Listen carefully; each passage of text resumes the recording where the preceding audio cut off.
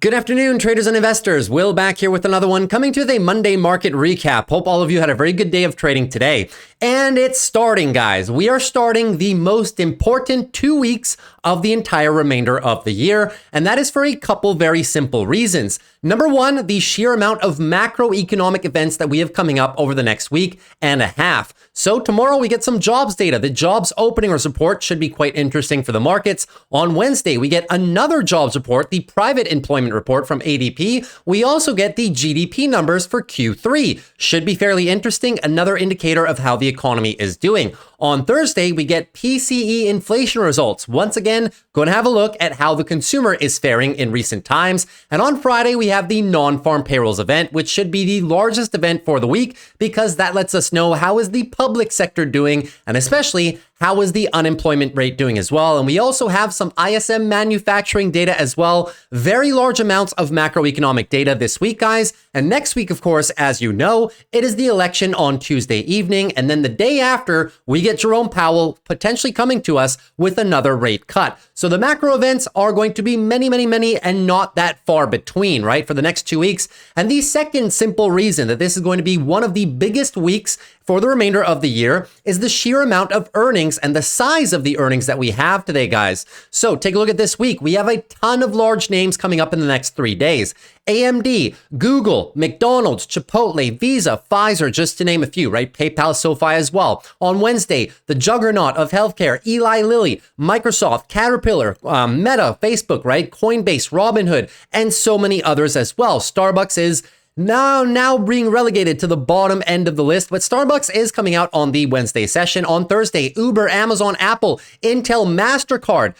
And on Friday, a few oil names to report as well. So just the sheer size and magnitude of the big tech earnings this week, guys, usually they are staggered. 1 week has Apple and Amazon, the next week has Google, Meta, and Microsoft, but now they are all in the same week. And this is our last earnings cycle before the end of the year. The next earnings cycle will, of course, be at the end of January into early February. So the next 2 weeks, guys, arguably the most important weeks for the remainder of the year and should set the tone for how we might move the markets into the month of November. So in today's video, guys, a few things we're going to take care of together. Number one, we're going to go over the reason that the markets popped in the early morning. Yes, they gave a lot of it back into the end of the afternoon. Completely logical, though. The market is waiting for tons of data here and also tons of data from these guys right there. So taking a look at first, what exactly caused the markets to pop this morning? It was some news between Israel and Iran, tensions easing down. Thereafter, we're going to take a look at our major technical analysis in terms of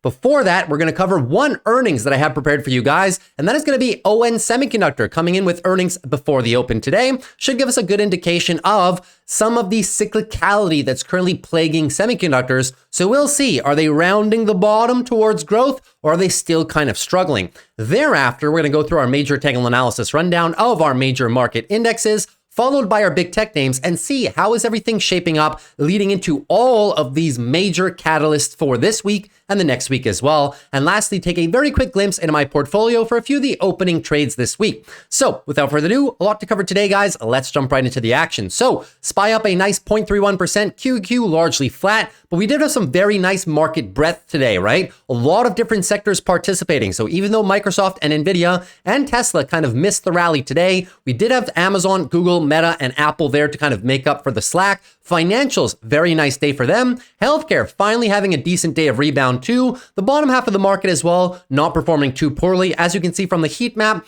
very decent rotation today, guys. Was not a case of what we saw a lot of last week where only big tech was kind of carrying the market. Now we have a little bit of bottom side participation as well. In terms of the one-day relative, you can see that even better. All sectors of the market participating today, except for energy, and we'll get into the reason why in just a few short minutes. This leaves us on a 1 week relative, guys. Very mixed market to say the least, right? Industrial, healthcare, energy, and basic materials to the downside, and your leaders, consumer cyclical. That was, of course, led by Tesla with their massive earnings. Communication services, which was led by Google and Meta. And thereafter, guys, right, in terms of the remaining green, real estate and consumer defensives, but very mixed market over the past week. And I don't believe that this is going to give us any indication of the future, guys, just because this week is up for grabs. It's up to the bulls to play defense right now because we know that the major risk to the markets after 6 weeks of rallying to the upside is definitely a bit of downside consolidation. So this market is all up for the bulls to defend and is all up to the bears to capitalize on any negativity, right? We're expecting a weekly pullback. As a matter of fact, that is my most probabilistic scenario. But in the event everything goes well this week, the macro events go well, the earnings go well, we could just see brand new all-time highs and nobody would be surprised as well. But the risk to the downside is definitely there, so we have to position accordingly. So before we get into more technicals, guys, let's jump into a few things. Number one, let's take care of the news that came out this morning. So US oil posts worst day in 2 years after Israel spares Iran crude facilities.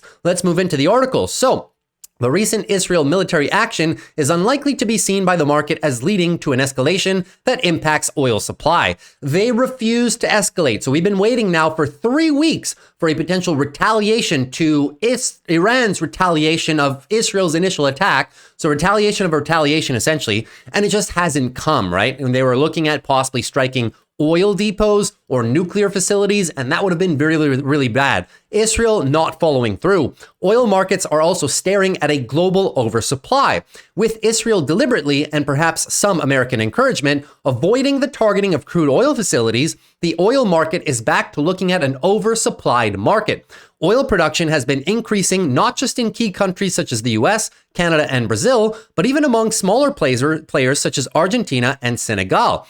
Oil prices will remain under pressure for the rest of this year. It may be difficult to see Brent crude oil prices reaching $80 in the foreseeable future. Additionally, Prime Minister Benjamin Netanyahu of Israel did say today that they were going to forego any further military strikes or action until the new president of the United States is formally elected on Tuesday of next week. So at least we have a bit of a week in the clear for possibly avoiding any escalation of tensions in the Middle East. And that translated to oil's worst day, as they said, in 2 years. The barrel of oil at one point today was down over 5.5% in one single day. So I think suffice to say, guys, a lot of you have been asking me, is it time for the oil trade? I really don't think so, guys. With the dwindling of tensions, an oversupply of oil in the market, as was stated in the article, and just the fact that traditionally fall, so basically August, September, October, November, is the most weak period for oil of the entire year. So you have everything working against you. There's nothing wrong with building a position here down at the 2-year lows, right? However, you have to be mindful. It's probably not going to do this very, very quickly. So it's going to be a very rough and tedious hold before you potentially see any decent share appreciation, either on the barrel of oil itself or even in oil companies. So position accordingly, guys. It's going to be a bit of a slower trade. Now's the time to be building into it, but you may not see any profits before much of the end of the year, maybe even early 2025, when oil seasonality tends to pick back up because of heightened demand for obviously heating oil and part of that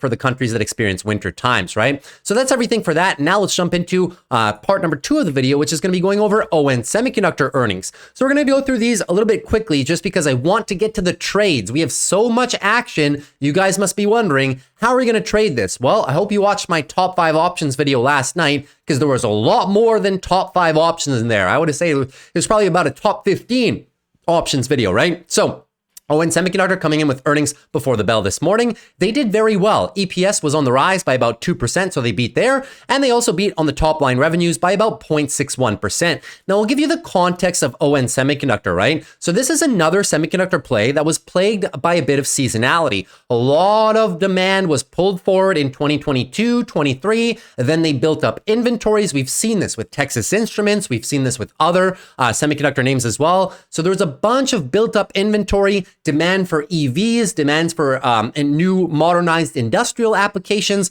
All of that kind of fell down to a cyclical low. And now we're trying to find when is the growth going to come back for the cell phone market, for the EV market, and for the industrial market as well, which are all segments that ON operates in. So this earnings was slated to be possibly the rounding of the corner, as we saw when we reviewed Texas Instrument earnings last week. Let's dive into it, shall we? So earnings were higher than anticipated, but management's financial forecasts fell short of expectations. On balance, investors appear to think things are good enough, a positive for the stock and a modestly bullish sign for shares of electric vehicle makers. Now, as power demands continue to rise across our key markets and the need for greater efficiency becomes paramount, we are investing to win across the entire power spectrum to ensure that ON Semi is best positioned to gain share in automotive, industrial, and AI data center. Very nice comments from the CEO. For the fourth quarter, and this is why the stock had a little bit of a tumble early in the morning, guys. This stock this morning, when the news came out, was down approximately about almost 7%, and they retraced all of it to the upside because fact of the matter is the earnings were less worse than anticipated, and the guidance was as well. For the fourth quarter, the next quarter, the company anticipates revenue of between $1.71 billion and $1.8 billion, and between 92 cents and $1.04 a share. So the analyst expectation was for 177 in revenue, which is literally almost the midpoint of this. I mean, you can argue the midpoint of this is about 1.75. So they missed revenue by a tiny little fraction on guidance, 1% miss. And in terms of EPS, guys, analysts were expecting $1. The midpoint between 92 and 104 is roughly, let's call it 98 cents, right? So they also missed by about 2% on the EPS. Not that big of a miss at all, guys. I think the company is indeed rounding the corner, and we're going to take a look at that further on here. Slowing growth in sales in EVs have less customers with too much inventory, pressuring ON's results. That's been the case since 2023. Automotive revenue was down 18% year over year, not quarter over quarter, it's actually going up. Revenue for industrial was down 6% sequentially and 29% year over year. So industrial still struggling sequentially quarter over quarter and year over year as well. Management, however, expects that demand for EVs will grow, calling electrification a megatrend. It is taking steps to control inventory. We think the inventory digestion is ongoing, but a lot of that is going to depend on end market demand.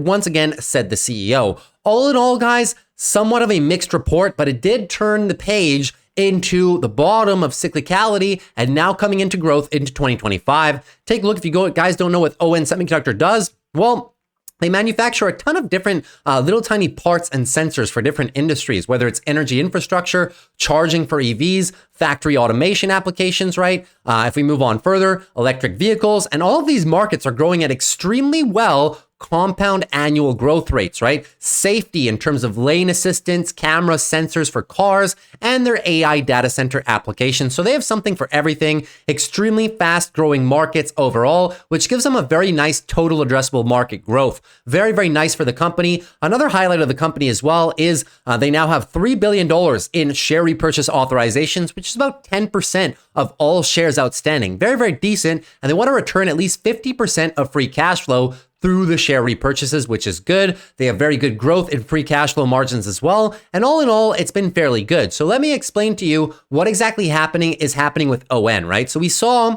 in terms of the revenue and the EPS, you can see, right? Pent-up demand right here, demand slowing down, inventories building up, 2024 transition year, and then 2025 onwards should be expanding once more. You see that in the revenue curve as well, right? Transition year currently, and then expansion into growth. Second half of 2025 should be a lot better, but pretty sure, guys, that we're approaching the cyclical bottoms of a lot of these semiconductor plays. So it could be very interesting to continue to play these in a somewhat aggressive fashion with some short puts, as I've been doing. Now, moving on, take a look at ON's profit margin history. You can see this from 2010 to 2024. Here's the problem, right? 2022, end of 22, this was their highest recorded margins ever. And ever since then, they've been slowly declining. They're still well above what the company was generating in the 2016 to 2018 period, but you can see there's a trend here of slightly declining margins as well, right? So if you take a look at the investor slides as well, what you'll see is their guidance, right? Here's your gross margin guidance, roughly 44 to 46% for next quarter. Where is that? Well, that is slightly in line with where we are now, but a little bit lower, right? So they are teetering a little bit lower. I did also derive the net margins for this quarter. You can barely see it, but let me just zoom in on it, right? So the net income figure as a whole, you're looking at approximately 22.8% in terms of net income as an expression of their revenue, of course. And where does 22.8 stand? As you can see, it is slightly below last quarter at 24.85. So the margins are dipping a little bit. The company's doing a great job of controlling costs as best as it can, but it's looking for that new curve of growth demand coming into next year as well, right? So ON Semiconductor, I would say fairly mixed report. We're not going to go through everything in this slide, but just to show you guys how many sensors do they possibly manufacture for cars. It is a lot, guys. So it's a big business for them. We know the auto industry has been coming down, not just EVs, but auto companies as a whole, right? Everything is cyclical, guys. It has to do with interest rates, but they do have a ton of large customers and partners for their business as well. So I think this business is doing pretty good. Now, moving on to the valuation, guys, for ON Semiconductor. Well, we already looked at their growth. So now the valuation, with one thing we didn't look at is the financials. Let's look at the, well, I already told you guys that they're about 20% net margin. So very, very healthy net margins for the business. In terms of the balance sheet, not that much debt, guys. Decent amount of cash on the balance sheet. And they do generate a decent amount of free cash flow on a quarterly basis. If you see right here, decent free cash flow, nothing crazy, but very, very decent. Adds to the cash pile, allows them to do share buybacks.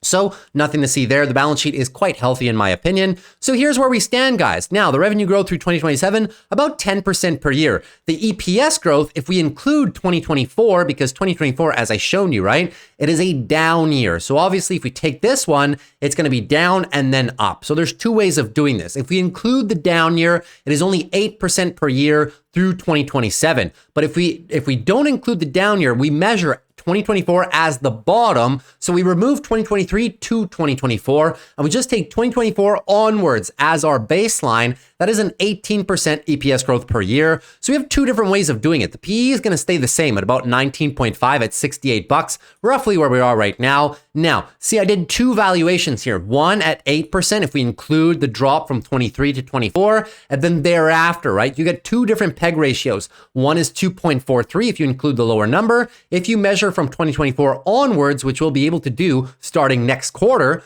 then it's going to be a PEG of 1.08. Now, we did a blended. Now, I didn't weight these. I probably should give them more weight towards the longer end of the expansion curve, just because there's so few, well, there's only 1 quarter of data remaining, right? So the blended PEG is just a basic average between the two. It's 243 plus 108 divided by 2, just a straight average. I probably should have weighted this. And if I would weight this, I assume that the PEG would probably come around on a blended fashion around a 1.5. So we do still have 1 quarter for Q4 2024, and then we're done. And then we look at 2025. So if you were to if the stock stays flat for the next 3 months and we reevaluate this one, it's only trading at about a 1.08 PEG. So anywhere between 1.1 and let's say about 1.5, the PEG ratio is decent. It's nowhere above 2, not above 3, but it's also not super cheap under 1 either, right? I like ON in this area, guys. You guys have seen how many times I've played it in the past year of trading. I love selling puts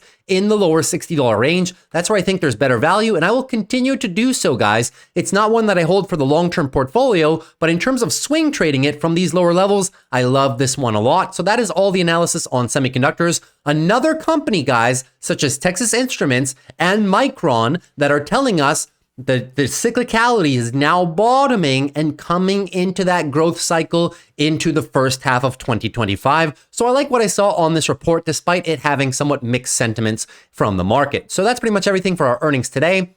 Now, let's dive into these indexes, guys. And I'll be quite honest with you, with so many catalysts, so many catalysts, guys, it is going to be darn near impossible for the price action to respect the levels, right? We know we're in a daily challenging area on the daily on SPY, right? But bears are looking for the daily downtrend continuation, but the bulls are not giving up any signs on the weekly just yet, right? If anything, sideways consolidation looking like a leg up. But none of this is going to matter. The indexes are supposed to move 2 to 3% this week because of all the news. One thing, admittedly, that makes me a little bit worried, guys, is the rising wedge, right? So I hadn't drawn this on the charts before, but this is a somewhat of a worrying pattern, right? We will see if it's a self-fulfilling prophecy. This is a bearish pattern. It is a rising wedge. Usually when these things break bearish, they break bearish pretty hard, and that would definitely send us into 2-3 weeks of weekly consolidation. But if everything's good, if the data is good and all the earnings are good, do you think that the technical pattern, just because it's a technical pattern, is going to follow through?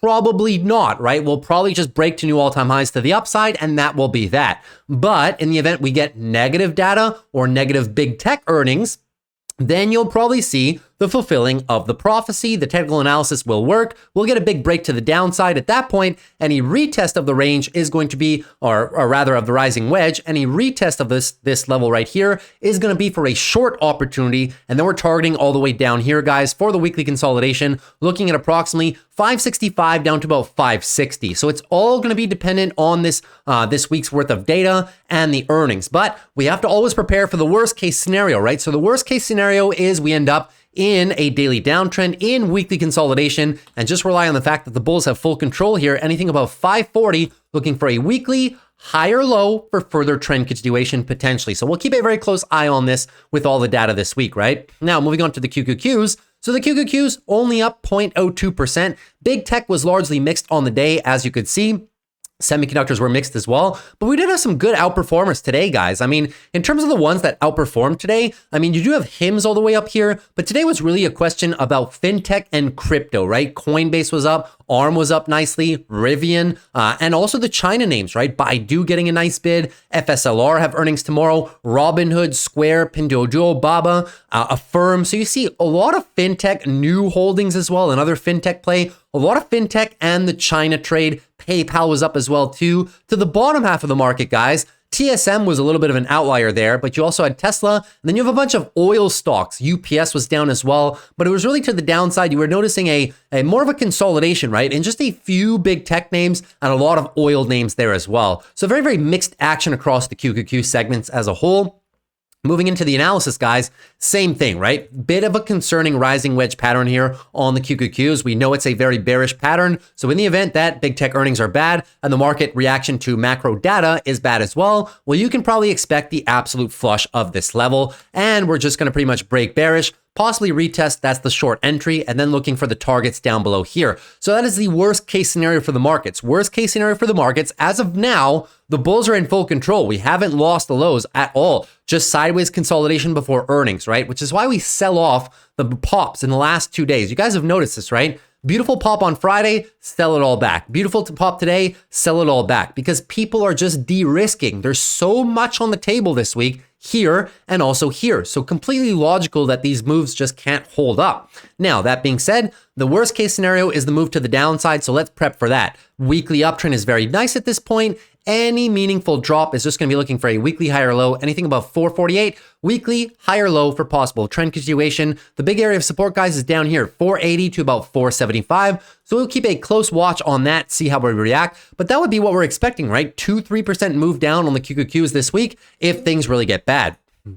Moving into financials. Financials having a very good day today after the disaster that was Friday, right? So the bears broke to the downside. They broke into a daily downtrend. We still don't have any confirmation of a further break. We'll keep a close eye on this, guys. It's going to be highly dependent. I know the banks don't have earnings, but the macro is definitely going to have an impact. In the event we continue breaking down below 46.54, daily downtrend simply continues at this point, and we just continue on this weekly consolidation. Who's in control here, though, guys? Weekly bulls are in full control right now. If anything, just looking for a weekly higher low, anything above 44.60, weekly higher low for possible further trend continuation. I would be targeting this area of confluence, talking about the $46 level, 12 EMA, and your previous horizontal support on the weekly should be looking quite good there. Now, moving on to healthcare. Healthcare up about 0.15%. Not enough for healthcare though, guys. We know who's in control here, right? Clearly the bear. So daily downtrend simply continues at this point, and we're coming up into a big area of support. So the time frame that makes the most sense for me on this one is the weekly. Weekly is a confirmed downtrend. It's been that way for about 2 months worth of time. What are we trying to do though? Trying to set up for the monthly higher low for possible further trend continuations. We have a big area of support that we're coming into, pretty much where we are right now, right? 148 down to about 144. Big area for the bulls to play defense, and they're starting to react from it a tiny little bit. The 200-day moving average is also there as well, and we are almost daily oversold. So one little extra push down into here should get us daily oversold, and then we will see, can the bulls muster up a decent sized bounce and start reversing these daily downtrends into possible daily uptrends? We'll keep a look at this one day at a time, but healthcare has been one of the weakest sectors in the last 2 months, mostly because they led the rally beyond here first. So now they've been first to consolidate as well. Some much needed healthy consolidation for them. Once again, my favorite plays that I'm looking at in healthcare in the event we get further pullback is UNH. UNH on the longer term timeframes, looking for a monthly breakout of the all-time highs, retest of the previous all-time highs, 550 to 525, and possibly run. Could be a very juicy entry right there. And the other company demonstrating the exact same characteristics is AbbVie, right? Looking for the breakout of the previous all-time highs, breakout, possibly retest and run. This location down there, 182 down to about 175 is going to be the target zone that I'm going to be looking for these trades in healthcare, but I'm being patient with it, guys. No rush. Tons and tons of opportunities this week in other sectors. Moving on to SMH, down about 0.7%. Not that bad of a day for them, but still, right? Down, and they're really struggling with this zone, guys. This whole 260 down to about 250, very, very, very big area of congestion for the bulls. They just cannot get it done. We're really trapped in somewhat of a tightening range with a very beautiful daily uptrend coming into this zone, and now we've just been stuck for the last 2 weeks and a bit. So one thing's for sure, if we break the highs, 256.21, new daily uptrend is underway, and we look to break above this resistance area. If we break to the downside, 246, well, then you're into a new daily downtrend, and you guys know the drill. We are into weekly consolidation. Anything above 213, looking for a weekly higher low for further trend continuation. It's a beautiful weekly uptrend, guys. No red flags right here. In the event we pull down, where could we maybe fall? This area of support seems like a good candidate for me. 240 down to about 230, just for a little bit of a retest, and then possibly establish a new leg of upside. Moving into the IWM Russell right now. So moving into the IWM, up about 1.63%, responding very well today, as well as with the bullishness of the overall markets. So the Russell coming up now, we will see, can the bulls, right? Because we know what the case was. They went for the daily breakout. Now we have the daily higher lows set, but the bears took back a lot of this trade, guys. They took back 78%.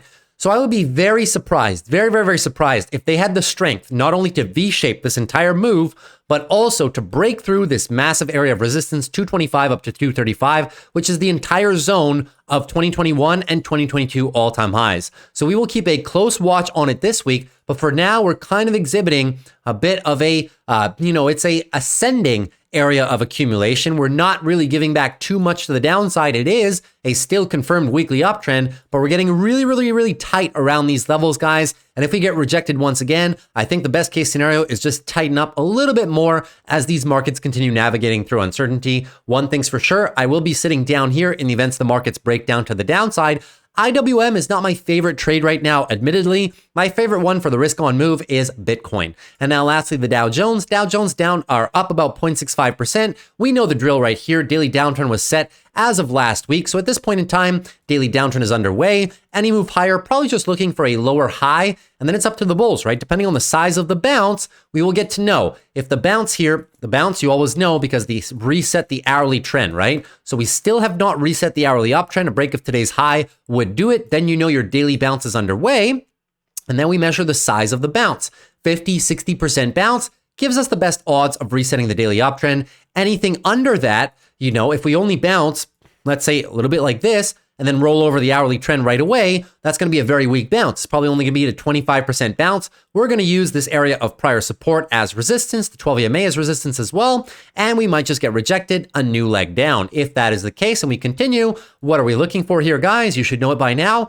We are just looking for the weekly higher low for possible further trend continuation. Anything above 40,000 should do it. And we have a couple lines of support coming up. 41,008 is the first line of defense. Even we pull back more, we have this big one down here, 41.3 down to about 41,000. So keep an eye on the Dow Jones. Not too bad of a showing today, but once again, This one is going to be highly dependent to everything here and also everything here as well. Now, that's pretty much everything for that. Now, let's move into a little bit of Bitcoin analysis. So Bitcoin pushing, guys, pushing, right? Restarted a new daily uptrend. So we had the context. This was a brand new daily uptrend into extended consolidation. What were they doing? They were setting up the weekly uptrend shift. This is the first confirmed weekly uptrend since all the way back here, guys. Nothing here, nothing here, nothing there. Now we have the weekly uptrend. And what did they do last week, guys? They came back. This is what I was telling you guys to watch for. Watch for the rejection into resistance, the back test down here of 65, 64,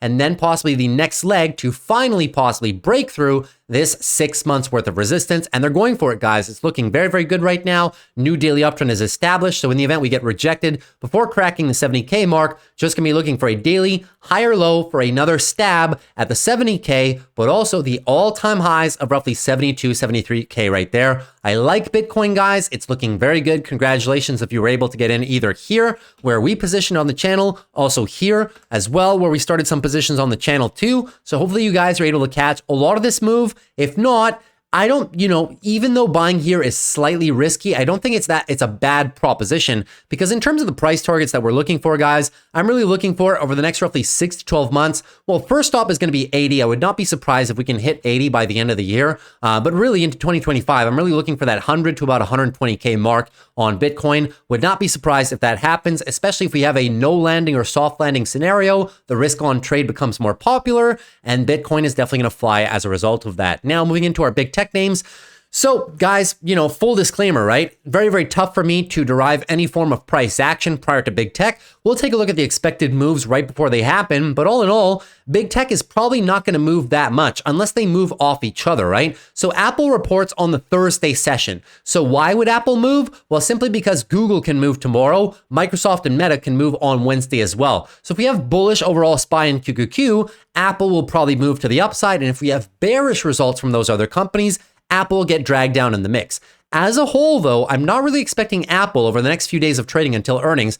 Really not expecting a blast through the all-time highs right here. Not that much. And I'm also really not expecting too much, guys, of a break of this whole level right there. That's been challenging for the bulls, right? You've seen how many times we've struggled with this area in the past. Now we're above it. So I mean, to the upside, pretty sure we're not going to break the all-time highs. To the downside, pretty sure we're not going to break 225. Should just be a little bit of range-bound action on Apple. So I'm personally not looking to play Apple prior to earnings. Price action should be fairly muted. So no real trades here. And it's really tough for me to give any analysis, because even though we know the bulls have a semblance of a daily uptrend, it's going to be tough for them to follow through in the event the macro falls apart, the respective earnings of companies, other ones fall apart, and even Apple's own earnings aren't too good, right? If everything is super good, the bulls will have this in the bag because the bias is right now bullish. We do control the weekly uptrend. So any positive momentum in the markets or from Apple itself should be well received and should be a nice catalyst for the all-time high, but not that much more, right? If there was a trade, the trades that I'll give to you guys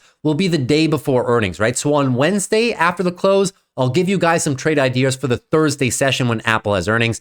That's all we can do for now. In terms of AMD, same concept, right? AMD has earnings literally tomorrow. So there's only so much we can do. So what I will be doing, however, is giving you guys the expected move and deriving what types of trade we can take in any given scenario. The expected move is about 7.2% up or down. So that means that regardless of what happens to AMD tomorrow, let's set the context, right? So let's set who's in control here.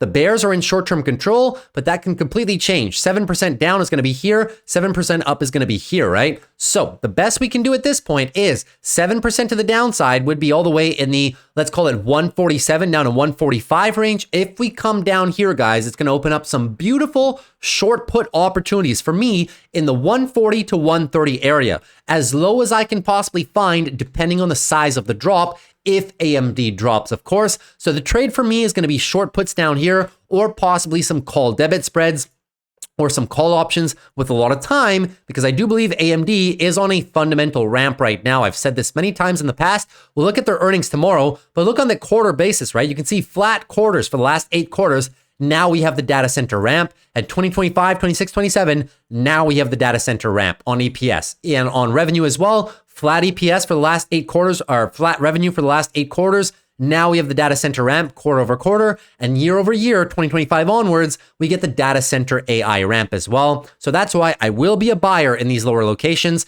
7% to the upside on the flip side, however, right? Watch this. 7% up from here brings us all the way to the new highs and simply continues the weekly uptrend that we are already in. The bulls have been playing good defense here, 162 to 158. So in the event it goes up after this, we'll be in a new leg of weekly uptrend. And at that point, your resistance is 172 up to about 184. So that's the way we're doing it, guys. And in terms of playing AMD earnings prior to earnings, I will refer you to my yesterday's video, guys. Top 5 options play, the end of the video, bonus play. It's in the description. Bonus plays pre-earnings. That is how I might play all of these ones prior to earnings. But if you want to take a gamble for a directional bet, that is completely up to you. But if you want the strategy that I use, it's a more conservative and safe one. It's in yesterday's video. Moving on to, it's the 2 standard deviations away in terms of selling short puts. Moving into Amazon right now. So Amazon up about 0.3%, but Amazon, guys, still not able to crack through this infamous 187 to 190. And I think they're really waiting for earnings, guys, because Amazon has just been curling up, curling and coiling, but not able to get it done. So the bulls want to get this daily uptrend going, but they're just continuously getting rejected. Weekly consolidation now sideways almost for the last 5 weeks of trading. We do have a nice weekly uptrend. We're tightening up here into somewhat of a bull flag. So bullish earnings could definitely send us, guys, well into the $200 range. And bearish earnings, of course, will send us a bit down here. The expected move on Amazon is about 5%. More or less. So if we come down to the 180 to 178, that is going to be a trade that I would very, very much like taking. But once again, Amazon earnings on the Thursday session. So to kind of give some context here, I'm really not expecting a tremendous break of the 195 prior to earnings, just as I'm not really expecting a massive rollover below 180. I think we're largely going to stay confined between these levels right here. Call it 192 down to about 180. I think price really stays muted for the next couple of days as we move into these big tech earnings. But Amazon's looking good. If we come down here, guys, tremendous buying location. Moving on to Google. So Google earnings tomorrow, right? They tried to push up today and got rejected, right? They just could not get it done, but at least they're trying to push, right? Trying to go for the daily uptrend. The only problem is Google literally has earnings tomorrow after the close, right? So let's take a look at the expected move for Google. And I'll tell you guys how I want to play it. So moving into Google right now, we can see that the expected move is 6.4%. So the bottom end is 157.49. So moving into the bottom end of things, if we drop to 7% to the downside, even 8% to the downside, we are coming into my favorite area, guys, to write short puts for Google, but also to buy some leap call options. 157 down to about 147, this $10 range is exactly where I'm looking to go shopping for some leaps. I covered that more in detail yesterday in the top 5 options video, so feel free to go watch that one again if you want to. It's towards the end of the video, and that's how I'm going to be playing it. 6-7% to the upside, we will actually get through this big area of resistance, 171 to 179. We are going to clear it, and it's going to open the door for one of my favorite trades, guys. You guys know this. The breakout, the retest, and the possibly run. So if it runs hard, are we going to chase it here? No, we're going to want to wait for a little bit of a retest, right? Look at Netflix. This is why you wait. We're going to wait for a little bit of a retest here. Look at Tesla. Do we smash the buys at the 52-week highs, guys, before a retest? No, we know that whenever we come into resistance or a bit above it, we're eventually going to get a little bit of a possible retest. So that's what I'm going to be looking for on Google. So hopefully that explains a lot. If you want to play it prior to earnings, I'll refer you to yesterday's video. But once again, we're going to be looking for 2 standard deviations away from the expected move. Probably selling short puts down here at the 150 prior to earnings, if ever you want to do that. Not financial advice, of course, because earnings are risky and earnings are dangerous.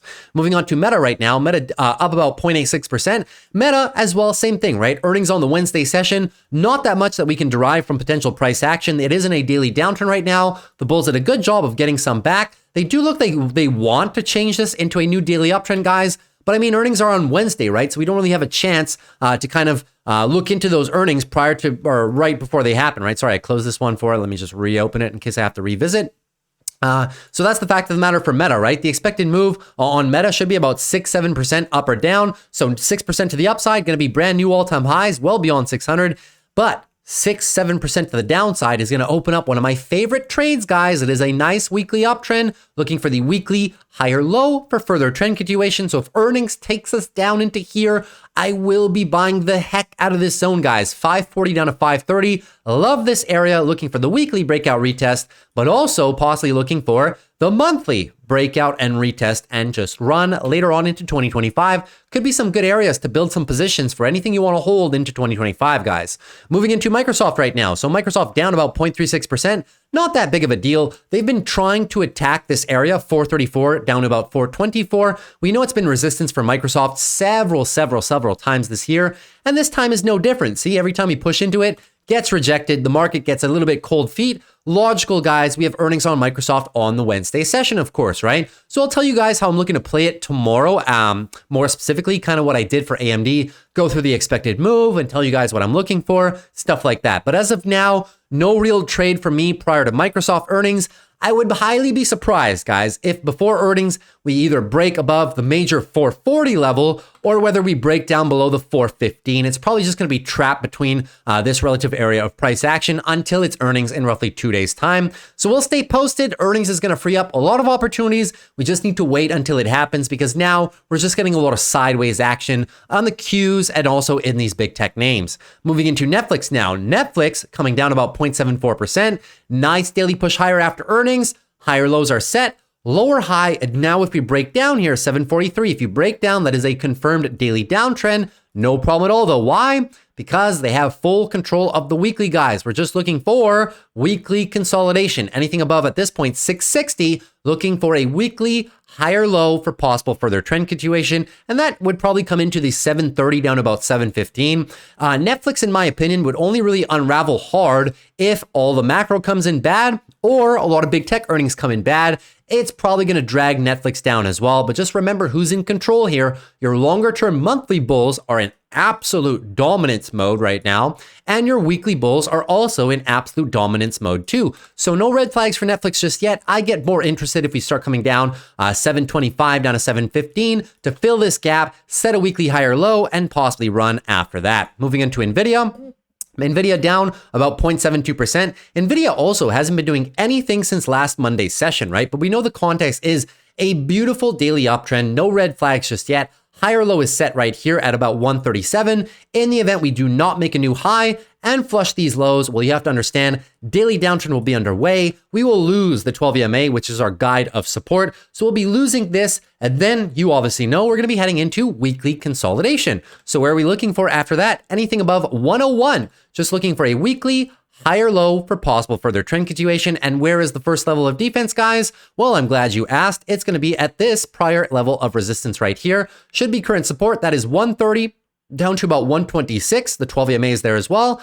And if the markets really come down hard because of this macro and these earnings, possibly revisiting the 120 to 116. And this is where I would personally love to start a swing trade position on NVIDIA if we really come all the way that low, right? The first area where you can possibly contemplate a swing trade is here, right? For the breakout, retest, and possibly run. But if the overall markets are not cooperating, we come down too hard into this area, then you may want to go for possibly the 120, 119s. Because at that point, most likely if we come down that hard in this area, right? The daily is going to be somewhat close to oversold, and that's the conditions I'm looking for NVIDIA.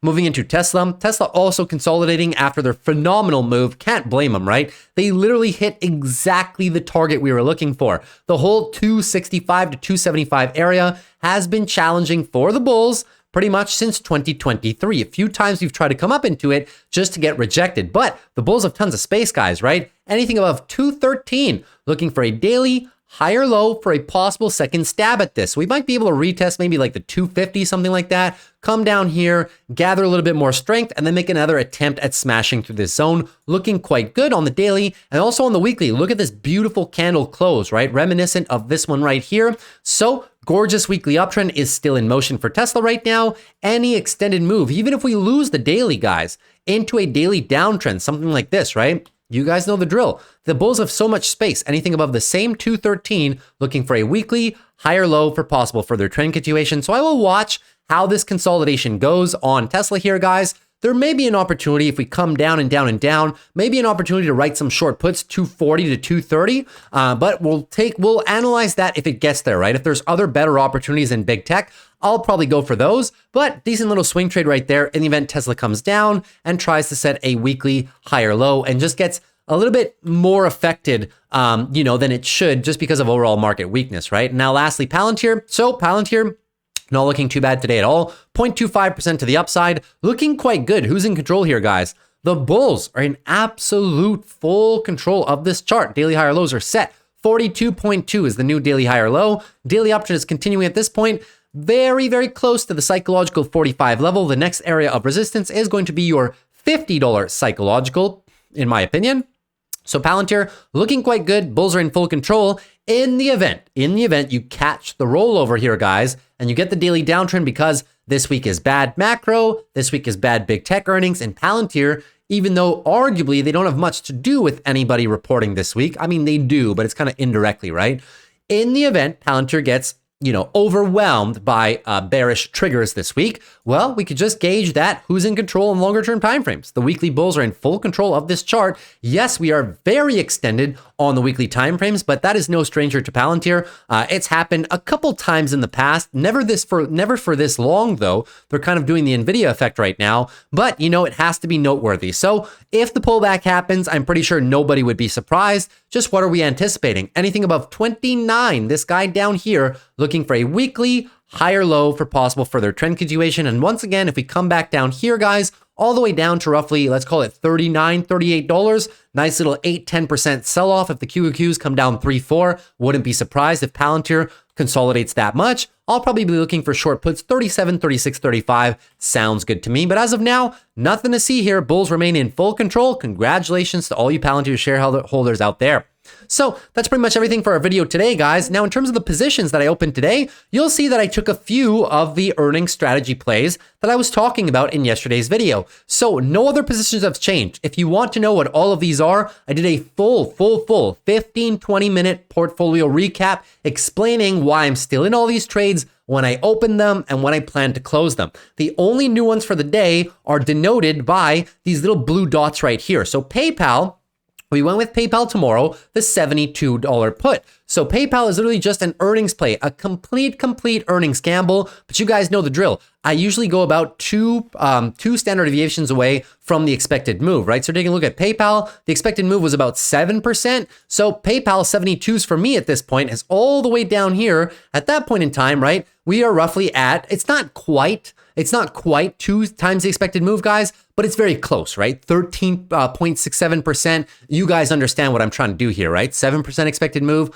I'm going 2 times standard deviations away. And we are at that point. I mean, it's not quite at 72, but there is a large area of resistance starting at roughly 69, 69, 68, $67 down here. So not quite into the area. I took the risk, guys, just because I don't personally believe that PayPal is going to come down 14%. We could be wrong, but I'm pretty sure those days are kind of behind the company. The guidance is quite good. The analysts have raised their price targets. We'll see. There's always a risk, but we're just looking to close this first thing tomorrow morning, guys. If PayPal drops slightly, stays flat, or goes up, this contract will be completely worthless, right? So we got 25 cents for it. We'll see what happens. Same concept on SoFi, guys. The $9 and the $9.50 put. So take a look at the move on SoFi right here. The expected move for SoFi is, and you guys will see what I mean from this earnings strategy. The expected move is 11.4% up or down. So if you take a look at the chart for SoFi, 11.5%, let's call it 11% up or down, right? So 11% up or down, I'm at the 950s.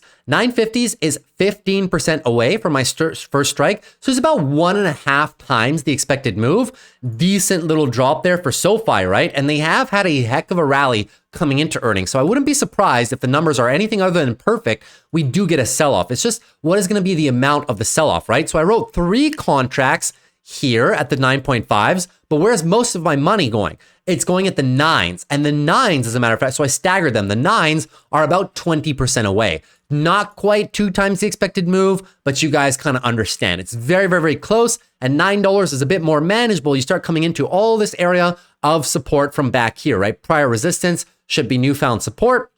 So this is the area that I'm looking for on SoFi. You can argue that these are the most recent ones around $8. Yes, but there's no premium there at all. And I think 20% margin of safety is quite good. So if SoFi either stays, if it comes slightly down, stays flat, or goes up, we should be able to close these contracts almost at 100% win by tomorrow morning. So those are the two earnings plays that I took for tomorrow morning. We'll see McDonald's and Pfizer. I'm going to save them for after. McDonald's a little bit rich in terms of writing short puts, right? 27,000 in capital roughly, and Pfizer as well. Pfizer, I wouldn't mind playing them in the event they have a bad earnings tomorrow. If the company comes down, to write short puts is fairly cheap, right? And I'll probably, if they do come down, I'll probably be targeting this area right down here, 26 to about 25. I don't know why my boxes are blue, but I don't really care about changing them right now. And then we wrote the TSMs. This is a wheel strategy for the week. TSM coming down 187.5. We got 85 cents for them, roughly 0.5%. Just a normal wheel trade. I wasn't convinced that that TSM was dropping for the right reasons. In the event that the stock rises tomorrow and we are profitable, I'll probably take this one off the table just because I have so many other companies to play this week and I want to have maximum buying power. So in the event TSM is slightly the same tomorrow, or go slightly up and I can close these for even in a bit of profit, I'll probably just take it off, guys, and wait for other plays that can maybe have bigger drops, right? The reason I took this one first thing in the morning is that, we had a very, very sharp and quick drop into hourly oversold, and I was expecting a bit of a bounce right away. And I was willing to close these, for like 20, 30% profit over the day or into tomorrow, but it just didn't happen. We kind of rolled over a little bit, right? So I was going for the cheeky little quick 1 to 2 day trade, just in and out type of thing, and then just getting the capital exposure back and being able to have it for all of these earnings plays. Hasn't happened so far. We'll see how it works out into tomorrow. But if anything, right? TSM 187.50, the reason of the trade, guys, 187.50. What is TSM doing on the higher time frames? The breakout retest, prior all-time highs, retesting this location down here. 187, not too bad. It was below the expected move, so I went for it 0.5%. And that is pretty much the recap of what we have here. More positions tomorrow. I'll do a much better job of recapping the positions this week and keeping you guys updated, because I know you guys love seeing me see the types of trades that I do in or around earnings, either before or after, right? So that's pretty much everything for today's video, guys.